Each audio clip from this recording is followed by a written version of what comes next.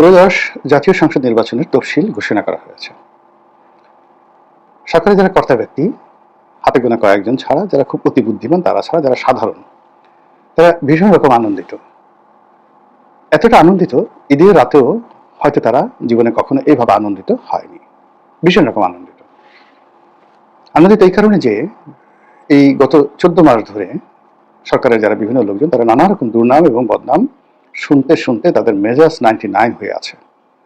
এই সরকার ধড়িবাজ, এই সরকার চালাক, এই সরকার যাবে না, নির্বাচন দেবে না, আজীবন ক্ষমতায় থাকতে তারা চায়, ইত্যাদি নানা রকম কথা শুনতে শুনতে সরকারের যারা লোকজন তাদের কান ঝালাফালা হয়ে যাচ্ছিল। সরকারের যে সকল তরুণ যাদেরকে রিক্রুট করা হয়েছে, যারা কখনো সরকারি কর্মকাণ্ডের সঙ্গে জড়িত ছিলেন না, তারপরে রাজনীতির সঙ্গেও তারা কখনো জড়িত ছিলেন না, কিন্তু ব্যক্তিগত জীবনে হয়তো অনেকেই সফল। তো রাজনীতির যে কুটচাল, রাজনীতির দুর্নাম বদনাম, তারপরে রাজনীতিতে যে ধরনের ঝুঁকি ঝামেলা আছে, এই লোকগুলো সারা জীবন দুধ খেয়েছে, কলা খেয়েছে, তারপর শেষে টাকা পয়সার তেমন একটা সমস্যা ছিল না, ঠিক সংগ্রামী নয়, জীবনটা তাদের অনেকটা স্মুথ ছিল। তো তারা ডক্টর মোহাম্মদ ইউনূসের সঙ্গে তাদের একটা ভালো সম্পর্ক, দীর্ঘদিন ধরে এই সম্পর্কের ভিত্তিতে অনেকে বিভিন্ন সরকারি কর্মকাণ্ডে জড়িত হয়ে পড়েছে, সরকারি পদ পদবি পেয়েছে, বিভিন্ন দূতাবাস থেকে শুরু করে সরকারের বিভিন্ন জায়গাতে তারা নিয়োগ লাভ করেছে। এখন এই মানুষগুলো, এই রাজনীতিবিদ বা সাধারণ যারা জনগণ, খুব সমালোচনা মুখর, তাদের কথাবার্তায় নানা রকম ভাবে বিরক্ত ছিল। এবং তারা যারা নামাজ পড়তেন না, তারা নামাজ শুরু করেছিলেন, দোয়া দরুদ পড়তেন না, তারা দোয়া দরুদ পড়তেন এবং চাইতেন যে একটা ভালো ভালো নির্বাচন হোক এবং ডক্টর মোহাম্মদ ইউনূস সম্পর্কে যে বদনাম তার শত্রুরা করছে, এই বদনামের একটা দাঁত ভাঙা জবাব ডক্টর মোহাম্মদ ইউনূস দিয়ে দিন। তো তারই প্রথম পদক্ষেপ হিসেবে যখন ডক্টর মোহাম্মদ ইউনূস বললেন কয়েকটি কথা, যে ফেব্রুয়ারি মাসের প্রথমার্ধে নির্বাচন হবে তারেক রহমান সাহেবের বৈঠকের পর, তারপর ডিসেম্বরের প্রথমার্ধে তফসিল ঘোষণা হবে, দুনিয়ার সবচেয়ে সেরা একটি নির্বাচন, অবাক বিস্ময়ে সারা পৃথিবী দেখবে, এরকম প্রশংসিত একটি নির্বাচন তিনি করবেন এবং তিনি এত সুন্দরভাবে নির্বাচনটি করবেন যা দেখে তার সারা জীবন, বাকি জীবন মনে হবে যে তিনি কোনো ভুল করেননি, রিগ্রেট করেননি। তো এই সকল কথাবার্তা শুনে তার যারা লোকজন, তাদের সে কি আনন্দ যে এইরকম মানুষ হয় না, এর মতো এরকম মহামানব ভাগ্য, 14 জন্মের ভাগ্য বাংলাদেশ পেয়েছে। আর অপদার্থ অকৃতজ্ঞ বাঙালিরা এই মানুষটিকে নিয়ে নানা রকম কথাবার্তা বলছে। কিন্তু সমালোচনাকারীদের দল এত বড়, এরা এতটা ঝগড়াটি এবং এতটা যাকে বলা হয় মিলিটেন্সি তাদের মধ্যে, ফলে ডক্টর মোহাম্মদ ইউনূস এবং তার সরকারের যারা কর্তা ব্যক্তি তাদের ইতিবাচক বিভিন্ন বিষয় নিয়ে তারা কোনো কথাবার্তা বলতে পারছিলেন না। ইতিমধ্যে মানুষ আমাদের দেশে নানা রকম মানুষের খুব খারাপ নাম দেয়। ডক্টর মোহাম্মদ ইউনূসের অনেকগুলো উপাধি এই খারাপ মানুষগুলো দিয়ে ফেলেছে। তার সঙ্গে সঙ্গে তার সাথে সাথে যারা আছেন উপদেষ্টা মণ্ডলী, সবারই বিভিন্ন নিক নাম হয়ে গেছে। কারো নাম হয়ে গেছে হাঁসবাবু, কারো নাম হয়ে গেছে মাস্টার মাইন্ড, কারো নাম হয়ে গেছে পলিথিন আপা, এরকম অদ্ভুত।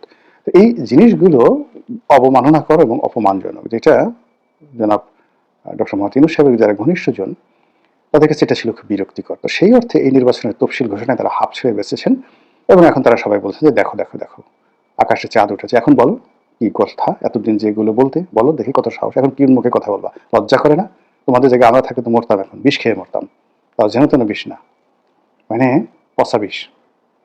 যেখানে যেখানে আছে না একদম কিছু বিষ তৈরি করা হয়, শামুক পচে গেলে সেই শামুকের পচা শরীর থেকে এক ধরনের বিষ নিষ্কৃত হয়, খুব দুর্গন্ধ, এরকম পচা বিষকে আমরা মরতাম, মরো এখন, ইলেকশন হবে না হবে না যে কথাবার্তা বলছিলে, এইরকম তাদের মধ্যে একটা যাকে বলা হয় উৎসব উৎসব আমেজ চলছে। ভালো কথা। রাজনৈতিক দলের যারা নেতৃবৃন্দ রয়েছেন তারা সবাই মানে আপাত দৃষ্টিতে ভীষণ খুশি। জামাত স্বাগত জানিয়েছেন, নেতৃবৃন্দ মির্জা ফখরুল সাহেব স্বাগত জানিয়েছেন, নির্বাচনের এই তফসিলকে স্বাগত জানিয়েছেন। তো প্রধান যে রাজনৈতিক দলগুলো, একটা জিনিস দেখলাম যে ফেসবুকে দেখলাম, একমাত্র আওয়ামী লীগ নিষিদ্ধ দল, তারা একটা মিছিল করেছে, মশাল মিছিল, এছাড়া মোরাললে সবাই এই নির্বাচনটিকে স্বাগত জানিয়েছেন। এখন যেটি হচ্ছে সেটি হলো খেলা হবে, ভীষণ রকম একটা খেলা হবে, আনন্দদায়ক একটা খেলা হবে। এই খেলার দর্শক, কলাকুশলী কারা হবে, কিভাবে হবে, রেফারি কে হবে, ইত্যাদি বিষয়গুলো নিয়ে এখন খুব তোড়জোড় চলছে। আপনারা যারা গ্রামে হাডুডু খেলা দেখেছেন, ফুটবল খেলা দেখেছেন, যখন মানে ভীষণ উত্তেজনাকর কোনো খেলা হয়, ধরুন বিকাল 5টায় খেলা হবে, লোকজন দুপুর 2টা বা সকাল থেকে গিয়ে মাঠের চারিদিকে বসে থাকে সামনে একটু সারিতে জায়গা পাওয়ার জন্য। তো যারা আয়োজন করছেন এবং যারা এই আয়োজনের জন্য মাঠে নেমে গেছেন প্রার্থীরা, তারা ঠিক এইরকম, মানে এটাকে মনে করছেন একটা পূর্ণিমার চাঁদ, একটা দুর্লভ বস্তু, এই যাকে বলা হয় ইলেকশনটিকে। ফলে কি হলো, এই ঘোষণার সাথে সাথেই যারা এমপি হবেন তারা ধরে নিয়েছেন, বিশেষ করে বড় বড় রাজনৈতিক দলের যারা নেতৃবৃন্দ, যার যার অবস্থানে তারা শতভাগ নিশ্চিত তারাই এমপি হবেন। জামাতের লোক শতভাগ নিশ্চিত তারাই এমপি হবেন, বিএনপির লোক শতভাগ নিশ্চিত তারা এমপি হবেন। জনগণ কি বললো না বললো এটা নিয়ে কারো কোনো মাথা ব্যথা নেই বা দরকার নেই। এখানে হলো মাঠেতে কোনো প্রতিদ্বন্দ্বী নেই, এখানে জনগণের ভোট দিতে হবে অথবা চুপচাপ থাকতে হবে, এর বাইরে কোনো বিকল্প নেই। কাজেই কে নির্বাচিত হবেন সেটা ওই প্রার্থীর উপর নির্ভর করবে, যার ক্ষমতা যত বেশি, যার ক্যাডার বাহিনী যত বেশি রয়েছে, এলাকাতে যার দাপট বেশি রয়েছে, তিনি এমপি হবেন। তো সেই অনুযায়ী মোটামুটি বাংলাদেশের 300টি আসনে যারা খুব কনফিডেন্ট তারা মোটামুটি বুঝে গেছেন যে তারা নির্বাচিত হতে যাচ্ছেন। তো সেই অর্থে নেতাদের দেখবেন যে গত এই তফসিল ঘোষণা করার পর অসাধারণ একটা ঘুম হয়েছে। তারা অনেকে নতুন জামা কাপড় বানিয়ে কি করে সংসদে যাবেন, তারপরে লাল পাসপোর্ট পাবেন, কোন কোন মডেলের গাড়ি আনবেন, তারপরে দল যদি রাষ্ট্র ক্ষমতায় যায় প্রতিপক্ষ তাদেরকে যে সকল কষ্ট দিয়েছে সেগুলো প্রতিশোধ কিভাবে নেবেন অথবা ক্ষমা করে দিবেন, এই জিনিসগুলো নিয়ে তারা ভাবছেন। আর অন্যদিকে কথাবার্তা হচ্ছে কে হবেন প্রধানমন্ত্রী। আমি আগেই বলেছি এখানে তিনটি শব্দ, কাঁপানো তিনটি শব্দ কিন্তু চলে এসেছে। এক নম্বর হলো যে ডক্টর মোহাম্মদ ইউনূস বলেছেন তিনি এমন একটা নির্বাচন করবেন সারা পৃথিবী অবাক বিষয় হা করে তাকিয়ে থাকবে। এও কি সম্ভব? বাংলাদেশের মতো একটা রাষ্ট্রে, গোলযোগপূর্ণ একটা রাষ্ট্র, সেখানে এত সুন্দর সুষ্ঠু শান্তিপূর্ণ অবাধ নিরপেক্ষ নির্দলীয় তারপরে অংশগ্রহণমূলক, যেটা আমেরিকা করতে পারেনি, ইংল্যান্ড করতে পারেনি, তার সেটা ভালো নির্বাচন ডক্টর মোহাম্মদ ইউনূস করে ফেললেন। এটা পুরো অবাক বিষয়ে তাকিয়ে দেখবে এবং তাদের ইতিহাসের বইতে লিখবে। দ্বিতীয়ত একজন প্রফেসর মানুষ, শিক্ষক মানুষ, সাধারণত গ্রামীণ চেকের তিনি পাঞ্জাবি পরেন, খুবই অর্ডিনারি একটা কেটস পরেন, অত দামি জুতা টুতা তিনি পরেন না, অর্ডিনারি একটা কেটস পরেন। যদি বলা হয়ে থাকে তার অনেক টাকা, 4000 কোটি টাকা নাকি তার ক্যাশই আছে বলা হয়ে থাকে, মানে তিনি মানে কত মহৎ, মানে তার অনেক টাকা, ব্যবসা বাণিজ্য দেশি বিদেশে হাজার হাজার কোটি টাকার তার ব্যবসা রয়েছে, one of the richest man, বাংলাদেশের সবচেয়ে ধনী ব্যক্তি তিনি। কিন্তু তার মনটা খুব নরম, পোশাক আশাকটা আরো নরম। আপনি দেখেন তার কথাবার্তার মধ্যে টাকা আছে এরকম কোনো অহংকারই নেই, এবং তিনি কখনো টাকা অপব্যয় করেন না। তার একটা ভালো ঘড়ি নেই, ভালো জুতে নেই, ভালো একটা শার্ট নেই, কিন্তু তিনি টাকা কিভাবে উপার্জন করতে পারেন সেটা তিনি জানেন। তো এইরকম একজন মানুষ সে যখন আবার রাজনীতিতে আসলো সেখানে তিনি সব্যসাচীর মতো এরকম একটি নির্বাচন করে ফেললেন, মানুষ যেন অবাক হয়ে যাবে যে এরকম। আমাদের দেশে তো দেখা গেল লাখখানিক টাকা হলে মানুষ পাঁচটা বাঁকায় বাঁকায় হাঁটে, জায়গায় জায়গায় হাঁটে। কোটিপতি হলে ওরে বাবা রে বাবা, তার মানে অনেক কিছু লাগবে, আমার এগুলো বললাম না, আপনারা বুঝে নেন। আর যদি হাজার কোটি টাকার মালিক হয় তাহলে তো কোনো কথা নাই, তার জুয়া লাগবে, ক্যাসিনো লাগবে, ইন্ডিয়ানাতে যাওয়া লাগবে, গুন্ডা লাগবে, হুন্ডা লাগবে, বডিগার্ড লাগবে, কত কিছু লাগবে। হয় আমাদের ডক্টর মোহাম্মদ ইউনূস দেখেন কত সহজ সরল একজন মানুষ, ওনাকে দেখে মনেই হবে না যে তার আসলে মাসিক খরচ 20-25 হাজার টাকার বেশি যেতে পারে। খান কি না এটা নিয়ে তো আমার সন্দেহ হয়। তার শরীর যেভাবে একটা স্লিম, খুব অল্প স্বল্প আহার তিনি করেন, এটা দেখে বোঝা যায়। আমরা তো মানে পেট বড় হয়ে যাচ্ছে তারপরও পিজা খেতে হবে, কেএফসি খেতে হবে, এই জিনিসগুলো আছে। তো এরকম একজন সুন্দর মানুষ একটা ভালো নির্বাচন করে দিচ্ছে, এটা আলাদা একটা মানে বিশ্বের জন্য আলাদা একটা উদাহরণ, মাইলস্টোন।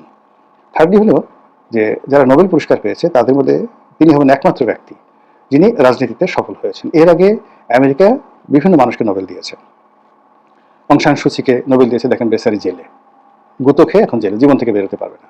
ওই যে নোবেল দিয়ে রেখেছে ভেনেজুয়েলার এক মেয়েকে, মহিলাকে, কি মাসাদো না কি যেন নাম, এখন তাকে সামনে আনা যাচ্ছে না, লোকজন তাকে দেখলে খেপে যাচ্ছে, যেটা আমেরিকার দালাল। আমেরিকা এই ভেনেজুয়েলার এই মহিলাকে দিয়ে এখানে অকাম করতে চাচ্ছে, ফলে উনি ঘর থেকে বেরোতে পারছেন না। চীনের একজন গণ অধিকার কর্মীকে তারা দিয়েছিল, এই জেল থেকে জীবনে বের হইতে পারেন, এখন বেঁচে আছে কিনা জানি না। মালালা ইউসুফজাইকে তারা দিয়েছে, সে পাকিস্তানে আসতে পারে না এখন পর্যন্ত।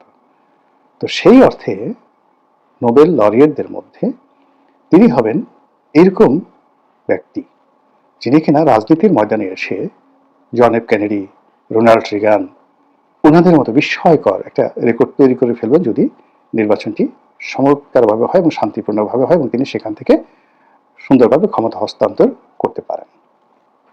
তো এই কারণে কি হলো, ওনার যারা লোকজন আছে মহা খুশি, একেবারে সফলতার সন্ন্যাসী করে। দেন কে হবেন প্রধানমন্ত্রী?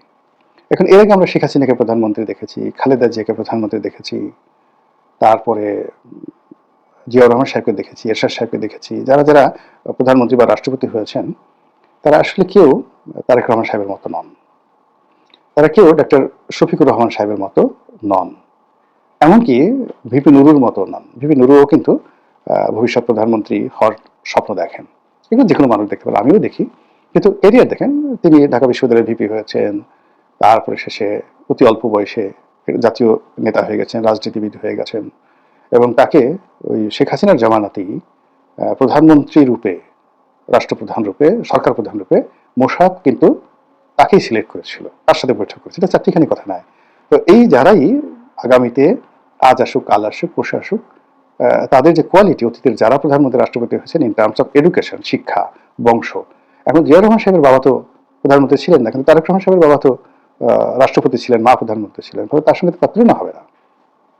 আবার শফিকুর রহমান সাহেব, তিনি একজন ডাক্তার মানুষ, গোলাম মাওলা রনি কিন্তু ডাক্তার ছিলেন না। ও ডাক্তার মানে প্রধান ডাক্তার ছিলেন না, কেউ ডাক্তার ছিলেন, তাও সেদিক থেকে তিনি একজন ডাক্তার। দ্বিতীয়ত তিনি জামাতের আমি, তার সঙ্গে সঙ্গে তার একটা সুন্নতি লেবাস রয়েছে। আমাদের দেশে এরকম দাড়ি আছে, টুপি আছে, দেখতে ফেরেশতার মতো লাগে, এরকম মানুষ তো কখনো প্রধানমন্ত্রী হননি। এবং তারা যে সকল কথাবার্তা বলছেন, সে সকল কথাবার্তা খুবই চমকপ্রদ কথাবার্তা, আশা জাগা নিয়ে কথাবার্তা। তারেক রহমান সাহেব লন্ডনে বসে যে সকল কথাবার্তা বলছেন এবং দেশকে নিয়ে যেভাবে ভাবছেন, তারপরে তার আগমন সম্পর্কে তার দলের যারা লোকজন তারা বলার চেষ্টা করছেন তিনি যেদিন আসবেন সেদিন বাংলাদেশ কেঁপে উঠবে, তো বোঝার চেষ্টা করেন। তো এই মানুষগুলো যখন প্রধানমন্ত্রী হবেন, যারাই হবেন, তো তারা হলে শুধু বাংলাদেশ কাঁপবে না, পৃথিবী কাঁপবে। এখন সমস্যা হলো কে হবেন। এটা কি যে কজন, এখন প্রথমত এক নম্বরে তারেক রহমান সাহেবের নাম আসেন, দুই নম্বরে হলো ডক্টর শফিকুর রহমান সাহেবের নাম আসে আমার দৃষ্টিতে। কিন্তু জামাতের যারা ইসলামপন্থী লোকজন আছে তারা ডক্টর শফিকুর রহমানকেই পরবর্তী প্রধানমন্ত্রী হিসেবে মনে করেন। আর বিএনপি মাইন্ডের যারা লোকজন সাধারণ নাম জানান তারা সাদামাটা ভাবে তারেক রহমান সাহেবকে মনে করেন। আর এর বাইরে দেখা গেল যে ভারতে একবার কিন্তু একটা রাজনৈতিক টার্মাইল অবস্থা তৈরি হয়েছিল, তখন অনেকগুলো মানুষ প্রধানমন্ত্রী হয়েছিল, যেমন আইকে গুজরাল, তারপরে চন্দ্রশেখর, তারপরে ভিপি সিং, আপনাদের মনে আছে তো যে অনেকগুলো, তারপর দেবগৌড়া, কয়েকজন প্রধানমন্ত্রী হয়েছিলেন যারা স্থানীয় রাজনীতি করতেন, ছোট ছোট রাজনৈতিক দলের নেতা ছিলেন। কিন্তু ভারতের মতো রাষ্ট্রে যখন একটা পলিটিক্যাল টার্মাইল অবস্থা চলছিল তখন এই মানুষগুলো প্রধানমন্ত্রী হয়ে গেছে। তো সেই অর্থে রাজনীতির ময়দানে যদি ভিপি নুরু প্রধানমন্ত্রী হন, রেজা কিবরিয়ার একটা সম্ভাবনা ছিল, কিন্তু তিনি যেহেতু এখন বিএনপিতে যোগদান করেছেন তিনি হতে পারবেন না।